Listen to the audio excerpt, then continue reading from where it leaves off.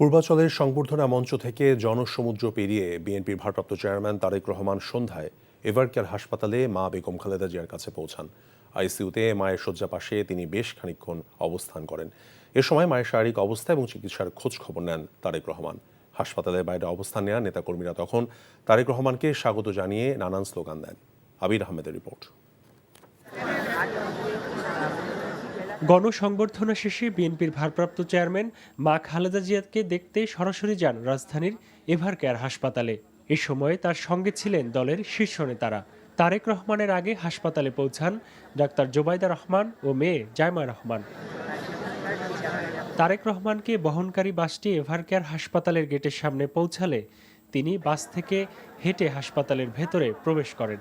দীর্ঘ সময় পর হাসপাতালে শয্যাশয়ী মাকে দেখতে আইসিইউতে যান তারেক রহমান। মমতাময়ী মায়ের শয্যার পাশে অবস্থান করেন।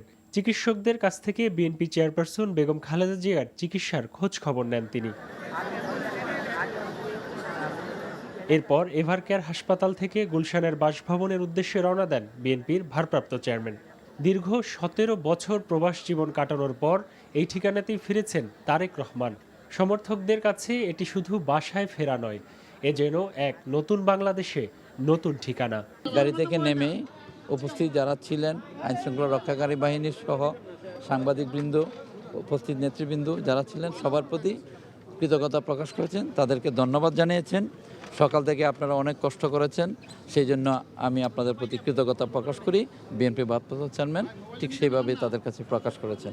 রাজনীতি তার নিজস্ব গতিতে চলবে, তবে আজকের এই ফেরা বাংলাদেশের রাজনৈতিক ইতিহাসে একটি উল্লেখযোগ্য মুহূর্ত হয়ে থাকল। আবির আহমেদ, এনটিভি নিউজ, ঢাকা।